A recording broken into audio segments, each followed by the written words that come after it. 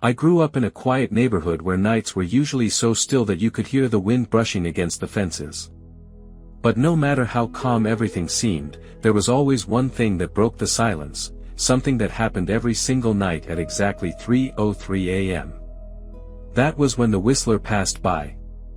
I don't remember the first time I heard it, but I remember the rule my parents repeated to me since childhood: if you hear the whistle, do not look outside.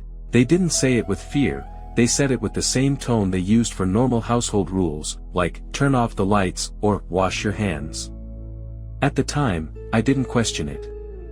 Every night, without fail, right at 3:03, I'd hear a slow, steady whistle drifting down the street.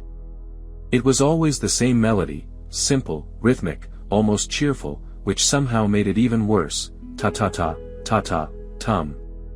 There were never footsteps. No crunching gravel. Just the whistle moving past our house, as if whoever made the sound glided instead of walked. Sometimes it felt close, like it was right outside my window. Other nights it sounded farther away, but it always came from the same direction, and always moved toward the same dead-end street where no one lived. When I was around 12, curiosity finally caught up with me. One night, when the whistle started, I got out of bed and tiptoed to the window. The shutters were closed, but there was a narrow crack where a thin blade of streetlight slipped through. I leaned closer. And as soon as I did, the whistling stopped. Instantly. Like someone had pressed pause. The silence was so sharp it made my ears ring. I was frozen, my face just inches from the window, knowing that whatever made that sound was standing right outside, no longer moving. I didn't breathe. For almost a full minute, everything was silent. Then, slowly, the whistle began again. But this time it was heading away from the house, fading toward the dead end at the end of the street. After that night, I never tried to look outside again.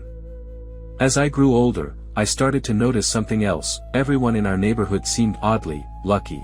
People would find lost items, win small lotteries, get unexpected promotions. But whenever the subject of the nightly whistle came up, which was rare, everyone would fall quiet, almost respectful. No one questioned it. No one complained. It was simply something that happened. Something that everyone accepted. Something no one interfered with. Years later, when I moved out, I realized something strange: the whistle didn't follow me. I slept through the night without ever hearing that familiar melody. But the moment I visited my parents again, after years away, it returned. My first night back home, as I lay in my old room, I heard it. Right on schedule. 3:03 a.m. The same melody. The same slow movement past the window.